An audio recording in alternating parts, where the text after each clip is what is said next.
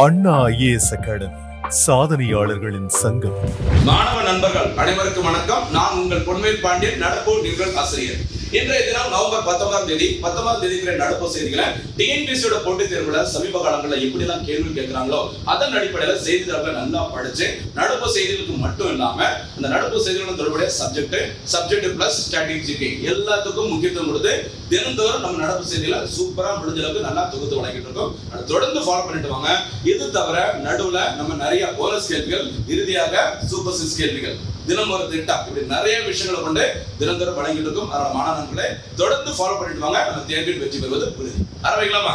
இன்றைய தினத்திற்கான நடப்பு செய்திகள் நவம்பர் 19ஆம் தேதி. சரிங்களா? ஓகே, ஆரம்பிக்கலாம். ஃபர்ஸ்ட் நவம்பர் 19ல முக்கிய தினங்கள் பாருங்க. எப்பவுமே ஒரு டேட் பார்க்கும்போது முக்கிய தினங்கள் ரொம்ப முக்கியமானது. அந்த வகையில நவம்பர் 19 முக்கிய தினங்கள் என்ன அப்படின்னு பாருங்க. முதல் முக்கிய தினமே சர்வதேச ஆண்கள் தினம். சரியா? என்ன பேருமா? International men's day. ஓகேவா?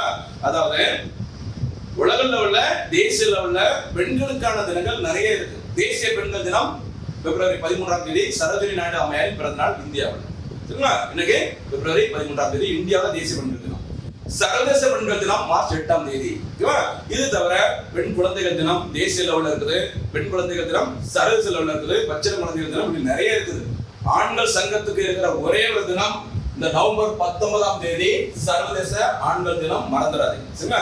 ஏன் அப்படி சொல்றாங்கன்னா, இந்த பெண்களுக்கான தினத்தை முன்னிட்டு நிறைய பேர், சரியா, பெண்களை விட ஆண்கள் தான் நிறைய பேர் ஸ்டேட்டஸ்ல வைக்கிறது, லைக் பண்றது, ஷேர் பண்றது, கமெண்ட் பண்றது நிறைய பண்ணுவாங்க. இது வரைக்கும் நீங்க மனசாட்சி தொட்டு சொல்லுங்க பார்க்கலாம், சர்வதேச ஆண்கள் தினத்துக்கு யாராவது நீங்க விஷ் பண்ணிருக்கீங்களா? வாழ்த்துக்கள் சொல்லிருக்கீங்களா? இன்னையில இருந்து ஆரம்பிங்க. சர்வதேச ஆண்கள் தினத்துக்கான வாழ்த்துக்களை ஆண்கள் சங்கத்திற்காக பண்ணுங்க. கண்டிப்பாக போட்டித் தேர்வுல ஆல்ரெடி அழிந்தவர் ஒரு அரிய வகை உயிரினம் அப்படிங்கிற பட்டியல யார் சேர்த்துட்டாங்க? ஆண்கள் இனத்தை சேர்த்தாச்சு.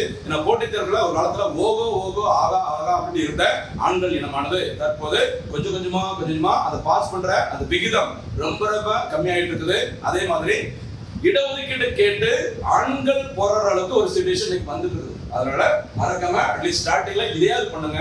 சர்வதேச ஆண்கள் தினத்தை கொண்டாடுங்க. முடிஞ்ச அளவுக்கு வாழ்த்துக்களை சொல்லுங்க. எல்லாருக்கும் எனக்கும் ஓகேவா? பாருங்க, சர்வதேச ஆண்கள் தினம் நவம்பர் 19ஆம் தேதி. ஆண்களுக்கு இருக்கிற ஒரே ஒரு தினம் இந்த ஒரு தினம் தான். பெண் குழந்தைகளுக்கு நிறைய தினங்கள் இருக்குது. இதை விட்டா ஸ்ட்ரைட்டா நமக்கு அக்டோபர் 1ஆம் தேதி சர்வதேச முதியோர் தினம் தான் இருக்குது. நமக்கு இருக்கிற ஒரே ஒரு தினம் நவம்பர் 19 இன்டர்நேஷனல் மென்ஸ் டே. சரிங்களா? இதே நவம்பர் 19ஆம் தேதியில முன்னாள் பிரதமர் இந்திரா காந்தி அம்மையாரின் பிறந்த நாளும் கொண்டாடப்படுகிறது. இந்திரா காந்தி அம்மையார் இந்தியாவோட அயன் லேடி, போல்டான விமன் அப்படி சொல்லுவாங்கல்ல, ஆண்களுக்கு நிகராக எல்லா டிசிஷனும் எடுக்கக்கூடிய ஒரு முக்கியமான வீரமங்கை இந்திரா காந்தி அம்மையார். அவங்களுடைய பிறந்த நாளும் நவம்பர் 19ஆம் தேதி தான். அவங்களோட ஹேர் ஸ்டைல் பாத்தீங்களா? ஆண்கள் மாதிரி இருக்கும், டிசிஷனும் ஆண்கள் மாதிரி இருக்கும். அன்றைய தினத்துல தான் சர்வதேச ஆண்கள் தினமும் கொண்டாடப்படுகிறது. இந்திரா காந்தி அம்மையாரின் பிறந்த நாளும் கொண்டாடப்படுகிறது. லிங்க் பண்ணிக்கணும் மறக்காது. சரிங்களா? ஓகே. இந்திரா காந்தி அம்மையாரின் பிறந்த நாளான நவம்பர் 19ஆம் தேதி இந்தியாவில் தேசிய ஒருமைப்பாட்டு தினமாக கொண்டாடப்படுகிறது. சரிங்களா? தேசிய ஒற்றுமை தினம் அக்டோபர் 31ஆம் தேதி சர்தார் வல்லபாய் பட்டேல் அவரின் பிறந்த நாள். சரிங்களா? இன்னைக்கு நம்ம பார்க்கிறது தேசிய ஒருமைப்பாட்டு தினம். அது மத்திய அரசு அதுக்கு வச்ச பேர் என்னன்னா குவாமி ஏக்தா திவாஸ். என்ன பேரு?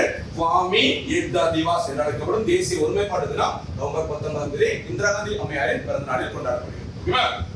அதே மாதிரி தேசிய ஒருமைப்பாட்டு வாரம் மேல பார்த்த சில டே பார்த்திருக்கோம். இந்த தேசிய ஒருமைப்பாட்டு வாரம் ஒவ்வொரு ஆண்டும் எப்போது கொண்டாடப்படுகிறது அப்படின்னா இந்திரா காந்தி அம்மையார் பிறந்த நாளான நவம்பர் 19ஆம் தேதி முதல் 25ஆம் தேதி வரை கொண்டாடப்படுகிறது. இது தவிர வீரமங்கை, சரியா, சுதந்திர போராட்ட வீராங்கனை ஜான்சி ராணி அம்மையாரின் பிறந்த நாளும் இந்த தினத்துக்கு தான். அதே மாதிரி உலக கழிப்பறை தினமும் இந்த தினத்துக்கு தான் கடைபிடிக்கப்படுகிறது. சரிங்களா? இது எல்லாமே நவம்பர் 19ஆம் தேதியிலே முக்கியமான தினங்கள். அடுத்து இன்னைக்கு நியூஸ் பேப்பர்ல வந்த முக்கியமான செய்திகள் எல்லாமே பார்க்கலாம். ஆரம்பத்திலே பாருங்க, சூப்பரான ஒரு திட்டம். சரிங்களா? இன்னைக்கு நியூஸ் பேப்பர்ல வந்த ஒரு சூப்பரான திட்டம் PM கிசான் திட்டம். சரிங்களா? அதாவது கோயம்புத்தூர்ல இந்த இயற்கை வேளாண்மை மாநாடு இந்த தினத்துல நம்ம ஸ்டார்ட் பண்றாங்க. இந்த மாநாட்டினை பாரத பிரதமர் நரேந்திர மோடி அவர்கள் தொடங்கி வைக்கிறாங்க. இந்த மாநாடு நடைபெற டைம்ல இந்த PM கிசான் திட்டத்திற்கான அந்த தவணைகளை விவசாயிகளுக்கு ரிலீஸ் பண்ண போறாங்க. 21வது தவணை அப்படின்னு சொல்லி இருக்கிறாங்க. அதனால PM கிசான் திட்டம் என்ன அப்படிங்கறத இந்த பதிவுல நம்ம பார்ப்போம். ஓகேவா? பாருங்க, Pradhan Mantri prime minister Kisan summon நிதி யோஜனா. சரிங்களா? இது தமிழ்ல என்ன சொல்லுவாங்கன்னா விவசாயிகளுக்கான கௌரவ நிதி திட்டம். என்ன பேரு? விவசாயிகளுக்கான கௌரவ நிதி திட்டம். மத்திய அரசு வச்ச பேரு PM கிசான் சம்மன் நிதி திட்டம். ஷார்ட்டா என்ன பேர் சொல்ல வருது? PM கிசான் திட்டம். ஓகேவா? இந்த திட்டமானது எப்ப அறிவிக்கப்பட்டதுன்னு சொல்றாங்க. பிப்ரவரி 1ஆம் தேதி 2019 அன்று இந்தியாவின் இடைக்கால நிதி அறிக்கை பட்ஜெட் வந்து தாக்கல் செஞ்சவர் அப்போதைய நிதியமைச்சர் பியூஷ் கோயல் அவர்கள். இவங்க தான் அறிவிக்கிறாங்க. பிப்ரவரி 1ஆம் தேதி நமக்கு எப்பவுமே பட்ஜெட் தாக்கல் செய்யப்படும், மத்திய பட்ஜெட். அந்த பட்ஜெட் 2019 தாக்கல் செய்யும் போது யாரால் அறிவிக்கப்பட்டது? அப்போதைய நிதியமைச்சர் பியூஷ் கோயல் அவர்களால் அறிவிக்கப்பட்டது. அதனைத் தொடர்ந்து முறைப்படி இந்த திட்டம் கிசான் திட்டம் தொடங்கப்பட்ட நாள் எனக்கு பாருங்க பிப்ரவரி 24, 2019. சரி, எனக்கு பிப்ரவரி 24, 2019. இந்த இடத்துல போனஸ் கேட்கலாமா? பிப்ரவரி 24, சரி, பிப்ரவரி 24 இந்த தமிழ்நாட்டில் என்ன தினமாக கொண்டாடப்படுகிறது?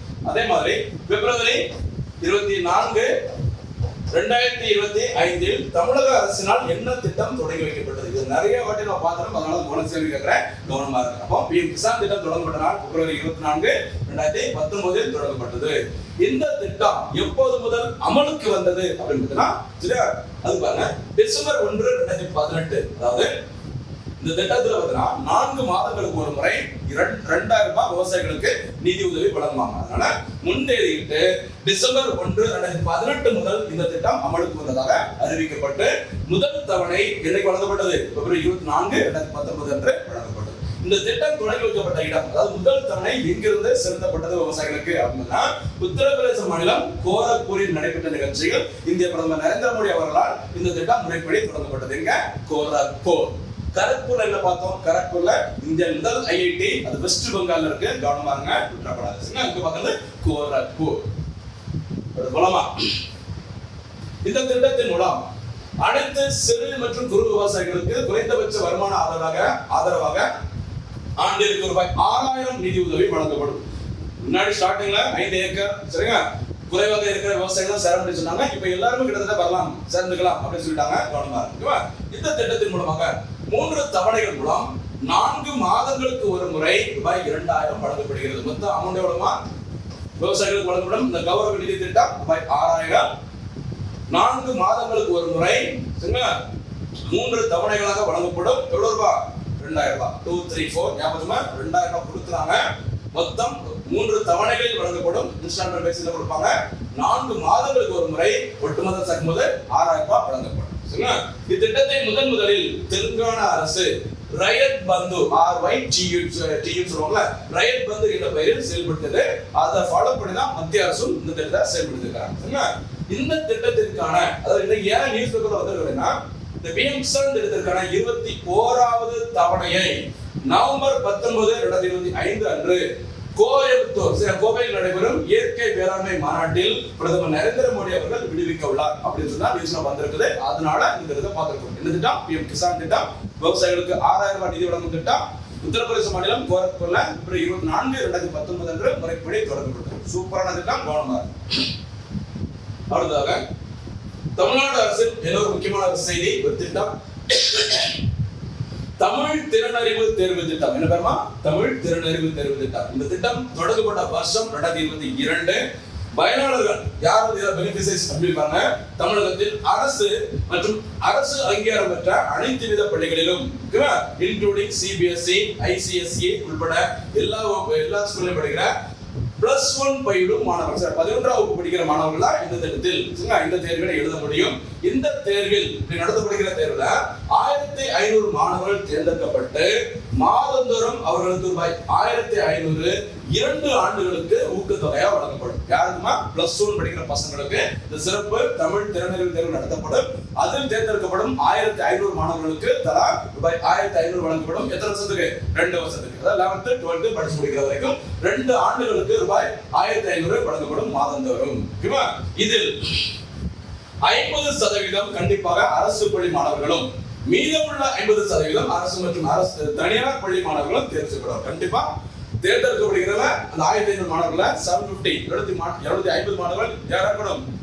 கவர்மெண்ட் ஸ்கூல்ல படிக்கிற பசங்களா இருக்கணும் அப்படிங்கிற மாதிரி கண்டிப்பா சொல்லியிருக்கலாம். சரியா? அருமையான திட்டம், கவனமா இருங்க. அடுத்து ஒரு சர்வதேச செய்தியுடன் தொடர்புடைய ஒரு திட்டம் கூட சொல்லலாம். பாருங்க, காசா அமைதி திட்டம். சரியா? காசா அமைதி திட்டம் அமெரிக்க அதிபர் டொனால்ட் ட்ரம்பின் காசா அமைதி திட்டம். காசா அமைதி திட்டம் யாரால் முன்மொழியப்பட்டது என்பதுதான் அமெரிக்க தற்போதைய மற்றும் 47வது அதிபரான டொனால்ட் ட்ரம்ப் அவர்களால் ஆகியவர் அறிவிக்கப்பட்ட ஒரு திட்டம் காசா அமைதி திட்டம். சரிங்களா?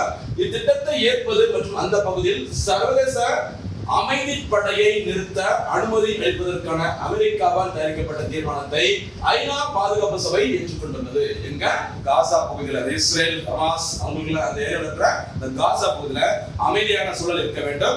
அங்கு சர்வதேச லெவலில் இருக்கிற அந்த அமைதி படை, ஐநாவின் அமைதி படை சொல்லுவாங்க, அந்த பீஸ் கீப்பிங் ஃபோர்ஸ் அவங்கள அனுப்புவதற்கு பெர்மிஷன் வழங்க வேண்டும். அதற்கான தீர்மானத்தை ஐநா பாதுகாப்பு சபையில் கொண்டு வந்த நாடு எது? அமெரிக்கா. கவனமாக இந்த தீர்மானம் தற்போது ஏற்றுக்கொள்ளப்பட்டுள்ளது. இந்த பதில ஐநா பாதுகாப்பு சபை என்ன சரிங்களா? இந்த காசா அமைதி திட்டத்துக்கு யாரெல்லாம் ஓகே சொன்னாங்க அப்படின்னு நம்ம பார்க்கலாம். பாருங்க, ஐநா பாதுகாப்பு சபை, சரி, யுனைடெட் நேஷன்ஸ் செக்யூரிட்டி கவுன்சில் சொல்லுவாங்க, யுஎன்எஸ்சி சொல்லுவாங்க ஷார்ட்டா. ஐநா பாதுகாப்பு சபை என்பது 15 உறுப்பு நாடுகளை கொண்ட சபையில் நடந்த இதற்கான வாக்கெடுப்பில் இந்த தீர்மானத்திற்கு, அமெரிக்கா கொண்டு வந்த இந்த தீர்மானத்திற்கு 13 நாடுகள் ஆதரவு தெரிவித்தன. சரியா? இந்த தீர்மானத்தின் மீது எதிர்ப்பு எதுவும் கிடையாது. அகைன்ஸ்டா யாரும் ஓட்டு போடல. சீனா மற்றும் ரஷ்யா ஆகிய நாடுகள் இந்த தீர்மானத்தையும் எந்த தீர்மானத்தையும் ரத்து செய்யும் வீட்டு அதிகாரம் படைத்த நிரந்தர உறுப்பு நாடுகள் வாக்களிக்காமல் விலகி கொண்டன. அதாவது ஐநாவோட இந்த பாதுகாப்பு சபை சொல்லுவாங்க, யுனைடெட் நேஷன்ஸ் செக்யூரிட்டி கவுன்சில் மொத்தம் 15 நாடுகள் இருப்பாங்க. இந்த 15 நாடுகள் அப்படிங்கிறது ஐநாவின் வீட்டோ அதிகாரம், வீட்டோ பவர் சொல்லுவாங்க, வீட்டோ அதிகாரம் கொண்ட ஒரு 5 நாடுகளும் ஐநாவின் இந்த பாதுகாப்பு சபையில் பார்த்தீங்கன்னா தற்காலிக உறுப்பு நாடுகளாக ஒரு 10 நாடுகளும் இருப்பாங்க. மொத்த சதவீதம் பேரு 15. ஐநாவின் நிரந்தர உறுப்பு நாடுகள் 5 பேரு, ஐநா பாதுகாப்பு சபையில் இருக்கிற 10 தற்காலிக உறுப்பு நாடுகள். இந்த 2 பேர் சேர்ந்தா மொத்தம் 15 நாடுகள். அப்போ ஐநாவின் பாதுகாப்பு சபையில எத்தனை உறுப்பினர் இருப்பாங்க? அங்க வகிப்பாங்க 15 நாடுகள். சரிங்களா? இந்த 15 நாடுகளும் இதுல வந்து வாக்கெடுப்பில் கலந்துருந்தாங்க. இதுல 13 நாடுகள் இந்த தீர்மானத்திற்கு ஆதரவாக ஓட்டு போட்டுக்கிறாங்க. சீனாவும் ரஷ்யாவும் வாக்களிப்பில் கலந்து கொள்ளாம அப்படியே ஒதுக்கிட்டாங்க. சரியா? அதான் செய்தி கவனமாக ரொம்ப ரொம்ப முக்கியமானது. இந்த அமைதி திட்டம், இந்த காசா அமைதி திட்டமானது காசாவினை மறுசீரமைக்கப்பட்ட பயங்கரவாதம் அல்லாத மண்டலமாக மாற்றி அந்த பகுதி மக்களுக்கு நன்மை அளிக்கும் வகையில் மாற்றி அமைப்பதை உறுதி செய்கிறது.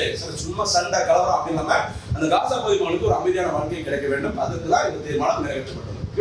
மேலும் தீர்மானம் நிறைவேற்றத்தின் மூலம் காசாவில் புதிய அரசு அமையும் வரை ஆட்சி மாற்றத்தை கண்காணிப்பதற்காக வெளிநாட்டினரை, சரியா, இந்தியா மாதிரி எல்லா வெளிநாட்டினரை உள்ளடக்கிய அமைதி வாரியம், சரியா, அமைதி வாரியம் அமைக்கப்படுவதை ஐநா பாதுகாப்பு கவுன்சில் வரவேற்கிறது அப்படின்னு சொல்லியிருக்காங்க.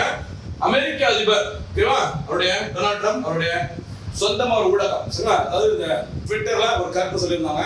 அந்த கருத்துக்கு பயங்கர எதிர்ப்பு வந்து உலகம் முழுமைக்கும். அதனால அவரோட அக்கௌண்ட்டை என்ன பண்ணிட்டாங்க? பேன் பண்ணிட்டாங்க அந்த ட்விட்டர்.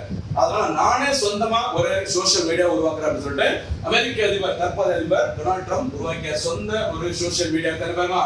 ட்ரூத் சோஷியல் சொல்லுவாங்க. சரியா? ட்ரூத் சோஷியல் அமெரிக்க அதிபர் டொனால்ட் ட்ரம்பின் சொந்த சோசியல் மீடியா ஊடகம். ஓகேவா? ஓகே. ஐநாவின் தற்போது பொதுச் செயலாளராக இருப்பவர், ஐநாவின் யுனைடெட் நேஷனோட செக்ரட்டரி ஜெனரலாக இருப்பவர் ஆண்டனியோ குட்டரஸ் அவர்கள். பொது செய்தி ஸ்ட்ராட்டஜிகளை கேட்பாங்க, கவனமா இருக்கு. ஓகேவா? அப்போ காசா அமைதி ஒப்பந்தம் நிறைவேற்றப்பட்ட இடம் ஐநா பாதுகாப்பு சபை. ஃபேவரா ஓட்டு போட்டது 13. கவனமாங்க. அமெரிக்கா அந்த யூனியன்ல இந்தியா உறுப்பினராக தற்போது கிடையாது. பாருங்க,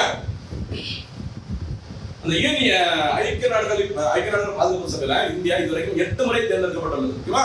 இந்த தற்காலிக உறுப்பினர்கள் சொல்லுவாங்க, ஐநாவின் அந்த பாதுகாப்பு சபையில 10 நாடுகள் தற்காலிக உறுப்பினர்கள் இருப்பாங்க. ஒவ்வொரு நாட்டுக்கும் 2 ஆண்டுகள் பதவி காலம் இருக்கும். ரொட்டேஷன் பேஸில் போயிட்டு இருக்கும். இந்தியா கடைசியாக 2021-22 அந்த காலகட்டத்தில் ஐநாவின் பாதுகாப்பு சபையில 8வது முறையாக உறுப்பினராக அங்க வகிச்சாங்க. இப்போ 2021-22 காலகட்டத்தில் 8வது முறையாக United Nations security council India 8 முறை தேர்ந்தெடுக்கப்பட்டது. மறந்துடாதீங்க. அடுத்து என்ன திட்டம் பாருமா? டெலிமனாஸ் திட்டம். இன்னைக்கு நியூஸ் பேப்பர்ல வந்த திட்டம். சரியா? இந்த டெலிமனாஸ் ஒரு திட்டம் இருக்குது. இந்த திட்டத்தை எல்லா கல்லூரிகளும் எல்லா பல்கலைக்கழகங்களும் சரியா மாணவர்களுக்கு கொண்டு சேர்க்கிற மாதிரி விழிப்புணர்வை ஏற்படுத்தணும் அப்படின்னு சொல்லிட்டு யார் அறிவித்திருக்கிறாங்க? யுஜிசி பல்கலைக்கழக மானியக்குழு அறிவித்திருக்கிறாங்க. என்ன திட்டம்? டெலிமனாஸ் திட்டம். இந்த திட்டம் அக்டோபர் 2022 தொடங்கப்பட்டது. டெலிமனாஸ் திட்டம் என்பது இந்தியாவில் தேசிய அளவிலான மனநல சுகாதார உதவி மற்றும் வலையமைப்பு திட்டமாகும். சரியா? மனநல ஆலோசனை வழங்கும் ஒரு திட்டம். சரி, தொலைத்தொடர்பு மூலமாக. சரியா? இது 24 மணி நேரமும் இலவச மனநல ஆலோசனை சேவைகளை வழங்குகிறது. முக்கியமா மன அழுத்தம், பதட்டம், தூக்கமின்மை, ஒரே டென்ஷனா இருக்கு, பிரஷரா இருக்கு, சரியா, பதட்டமா இருக்கு, கைகாலம் உதறது. நல்லதா இருப்போம், ஏதாவது ஒரு விஷயத்தை செய்யும்போது நம்ம கைகாலம் உதறும், திங்க் பண்ணவே முடியாது. எக்ஸாம் கால 3 மணி நேரம் எக்ஸாம் எழுதுவோம், நல்லா படிச்சிருப்போம் 3 மாச கணக்குல. 3 மணி நேரம் எக்ஸாம் எழுதுறதுக்குள்ள அது ஃபர்ஸ்ட் முக்கியமா ஒரு 1/2 hour பயங்கரமா கைகாலம் உதறிட்டு இருக்கும். அந்த 1/2 hourல கைகாலம் உதறினாலே போதும், நம்ம ரிசல்ட் வந்து மோசமான கண்டிஷன் வரது வாய்ப்பு இருக்கு. சரிங்களா, அந்த மாதிரி பதட்டம் இருக்கக்கூடாது. சரிங்களா, மன அழுத்தத்துல நம்ம வந்து இருக்கக்கூடாது. நைட் எல்லாம் பார்த்தீங்கன்னா தூக்கம் இல்லாம கது முடிச்சுட்டு இருக்கக்கூடாது அப்படின்னு சொல்லிட்டு அது தொடர்பான பிரச்சனைகளுக்கு தேவையான ஆலோசனை வழங்குவதற்கு மத்திய அரசால் தொடங்கப்பட்டுள்ள ஒரு தொலைத்தொடர்பு மனநல ஆலோசனைக்கு தான் பேருமா டெல்லி மனாஸ் திட்டம். தொடங்கப்பட்டது 2022. ஓகேவா? 20 மொழிகளில் இந்த சேவை வழங்கப்படுகிறது. டெல்லி மனாஸ் மூலம் இந்தியா முழுவதும் 20 மொழிகளில் இந்த சேவை வழங்கப்படுகிறது. இதற்கான டோல் ஃப்ரீ நம்பர் 14416. ஓகேவா? நான் லூஸ் இல்லையா அப்படிங்கறத கன்ஃபார்ம் பண்றதுக்கு இந்த நம்பரை டயல் பண்ணி தெரிஞ்சுக்கலாம் அப்படின்னு சொல்றாங்க. புரியுதா? 14416. மேலும் 2025 ஏப்ரல் நிலவரப்படி 53 டெல்லி மனாஸ் மையங்கள் அமைக்கப்பட்டுள்ளது. இது எக்ஸ்ட்ரா பாயிண்ட். ஓகேவா? இதான் இங்கிலீஷ்ல வந்தது ஒரே நேரங்க. டெல்லி மனாஸ் குறித்து விழிப்புணர்வு ஏற்படுத்த பல்கலைக்கழக மானியக் குழு அறிக்கை வெளியிட்டுள்ளது. பல்கலைக்கழக மானியக் குழு UGC போனஸ் கேள்வி சொல்ல பார்க்கலாம். பல்கலைக்கழக மானியக் குழு யுனிவர்சிட்டி கிராண்ட் கமிஷன் எப்போது உருவாக்கப்பட்டது? UGC சட்டம் எப்போது கொண்டு வரப்பட்டது? ரெண்டையும் மறக்காம போனஸ் கேள்வியா பதிலா சொல்ல பார்க்கலாம். அடுத்ததாக முக்கிய அமைப்புகள் கொஞ்சம் முன்னாடி பார்த்தோம், ஐநா பாதுகாப்பு சபை, அதை பத்தி நம்ம டீடைலா பார்த்துக்கலாம். யுனைடெட் நேஷன்ஸ் செக்யூரிட்டி கவுன்சில் உருவாக்கப்பட்ட வருஷம் 1946. மொத்த உறுப்பினர்கள் 15.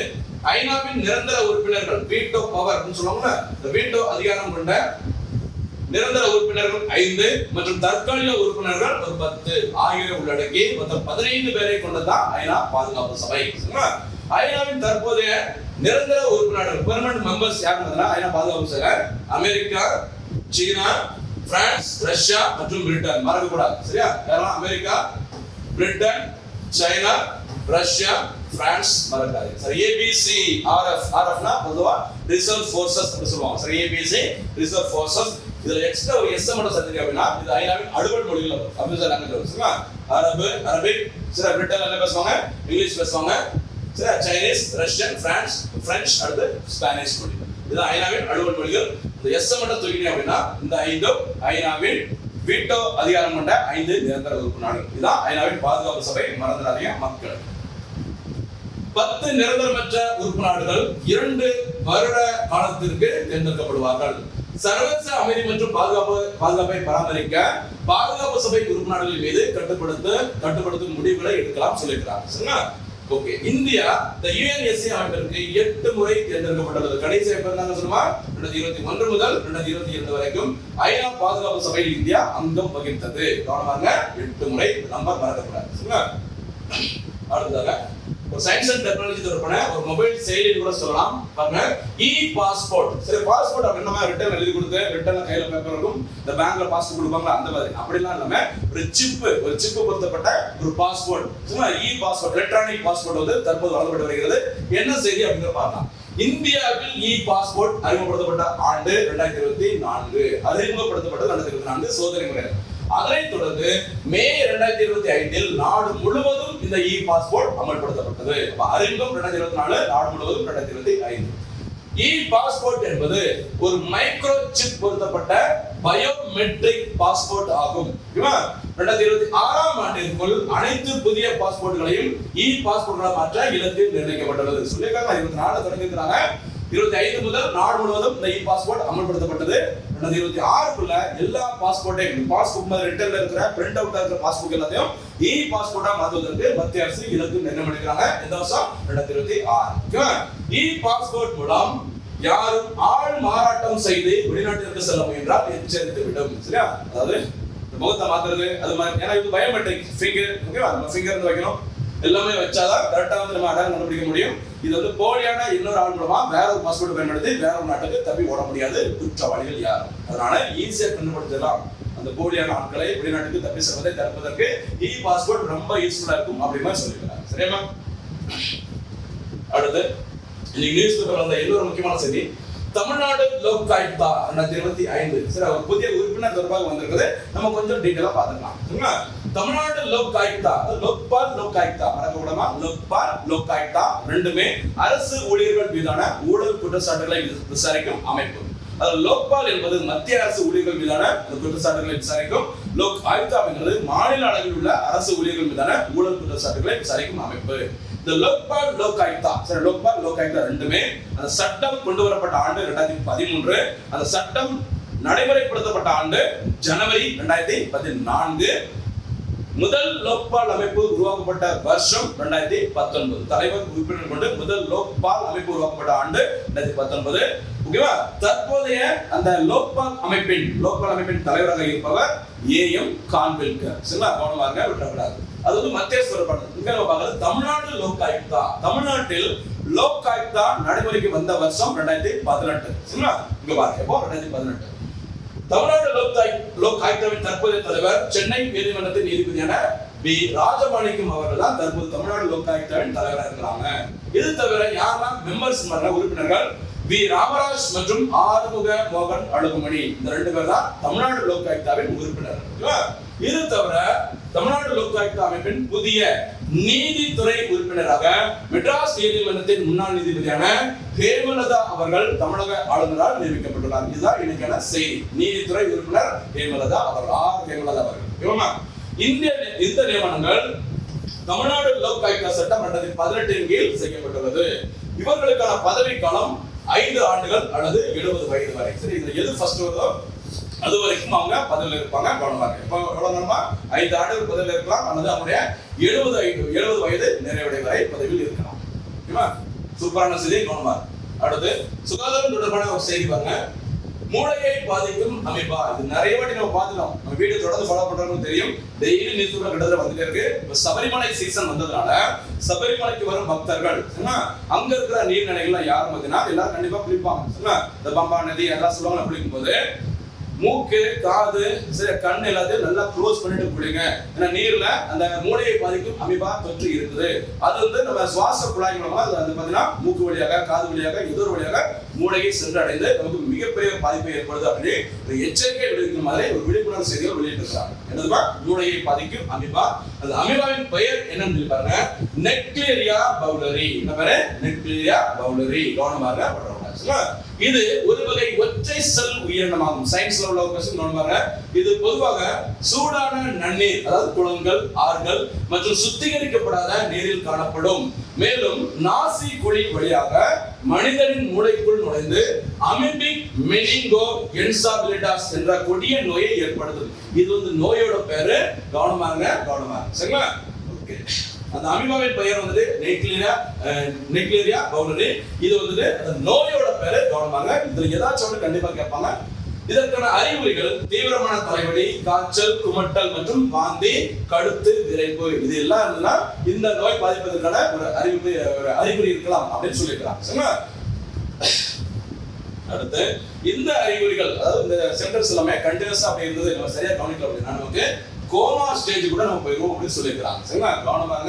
இது எக்ஸாம்ல கேட்கலாம், விட்டுறாங்க. சரியாமா? இன்றைய தினத்திற்கான சூப்பர் சிக்ஸ் கேள்விகள். முதல் சூப்பர் சிக்ஸ் கேள்வி, தேசிய ஒருமைப்பாட்டு தினம் எப்போது கடைபிடிக்கப்படுகிறது? முடிஞ்சா சேர்த்து அப்படியே தேசிய ஒற்றுமை தினம் எப்போ அப்படின்னு சொல்லிட்டீங்கன்னா ஃபியூச்சர்ல கன்ஃபியூஷன் வராது. இரண்டாவது சூப்பர் சிக்ஸ் கேள்வி, PM கிசான் திட்டம் எப்போது எங்கு தொடங்கப்பட்டது? மூன்றாவது சூப்பர் சிக்ஸ் கேள்வி, ஐநா பாதுகாப்பு சபையில் உள்ள மொத்த உறுப்பினர் எண்ணிக்கை எத்தனை? அடுத்த நான்காவது சூப்பர் சிக்ஸ் கேள்வி, டெலி மனாஸ் திட்டம் எப்போது தொடங்கப்பட்டது? ஐந்தாவது சூப்பர் சிக்ஸ் கேள்வி, மூளையை பாதிக்கும் அமீபாவின் பெயர் என்ன? முடிஞ்சா அதனால் ஏற்படும் அந்த நோயின் பெயர் என்ன? அதையும் சொல்லுங்க. ஆறாவது சூப்பர் சிக்ஸ் கேள்வி, தமிழ்நாடு லோக் ஆயுக்தா அமைப்பின் தற்போதைய தலைவர் யார்? இதுதான் இதற்கான சூப்பர் சிக்ஸ் கேள்வி. நிறைய போனஸ் கேள்வி கேட்டிருக்கோம்.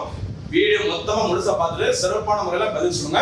வர்ற எந்த போட்டித் தேர்விலும் நம்ம வந்து சூப்பரா ஒரு சாதனை படைத்து அரசு பணியை உறுதி செய்யலாம். மீண்டும் சந்திக்கலாம். நன்றி, வணக்கம்.